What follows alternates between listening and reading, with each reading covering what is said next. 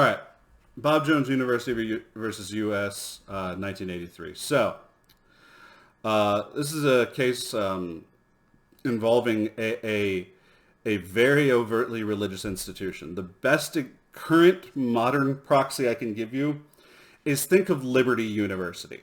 That would be the most direct proxy I can give you in terms of the religious conservative nature of Bob Jones University. Now, the factual background to this case. So the IRS, the Internal Revenue Service, provides tax-exempt status for corporations organized and operated exclusively for religious, charitable, or educational purposes. And prior to 1970, IRS pretty much rubber-stamped tax-exempt status to private schools independent of racial admissions policies. They didn't care. They just rubber-stamped these sort of tax-exempt status. That changed largely in 1970 when the IRS provided a ruling that schools with racially discriminatory policy in terms of admissions and other racial discriminatory policies would not qualify as charitable under their statutes. So the IRS issued this ruling to promote, understandably, a national policy to discourage racial discrimination in education. Bob Jones University stood out against that. Bob Jones University, located in South Carolina, had as its mission purpose when this case was going on to conduct an institution of learning giving special emphasis to the Christian religion and the ethics revealed in the Holy Scripture.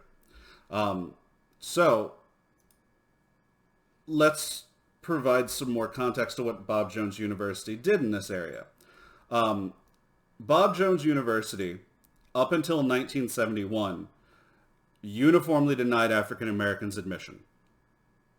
So African Americans could not be admitted prior to 1971. Following 1971, African Americans could only be accepted if they were married within their own race. They did permit unmarried African Americans to enroll, but it denied anyone who was in an interracial marriage or who was known to advocate for interracial marriage or an individual who would date across racial lines. Yeah. Since Bob Jones University ran classes from kindergarten through graduate school, this also meant that children and kids would be denied for the decisions of their parents and etc. So because of this, not just limited racially discriminatory policy, but because of the breadth of it, the IRS revokes the university's tax-exempt status. To provide a little context to this, the Supreme Court had held in 1967 that a state cannot deny someone the right to marry based upon racial identity. Remember Loving v. Virginia. And so the Supreme Court is absolutely publicly against policies that discriminate on the basis of individuals' desire to marry outside of race. So Bob Jones University initially did comply with the IRS ruling and paid a portion of federal employment taxes for a taxable year. But then they filed for a refund. And they filed for a refund action in federal district court.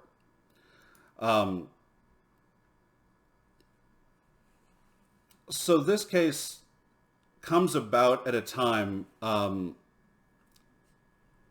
briefly after President Reagan had taken office.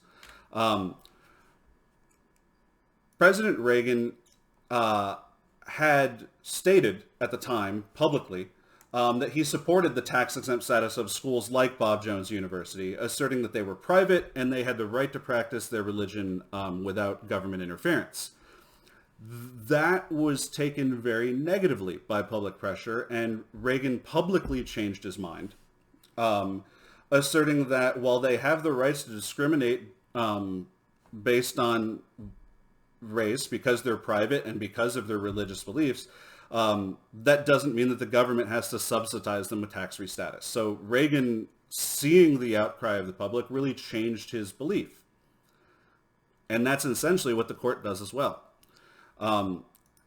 There's no constitutional interpretation here. There's only statutory interpretation, which means that the Supreme Court is reviewing statutes. So the Supreme Court simply looks at the statute which allows the IRS to determine tax-exempt status and says that it is a well-established canon of statutory construction that if a court should go beyond the literal language of a statute in reliance on the language, they should decide it in terms of the plain purpose of the statute.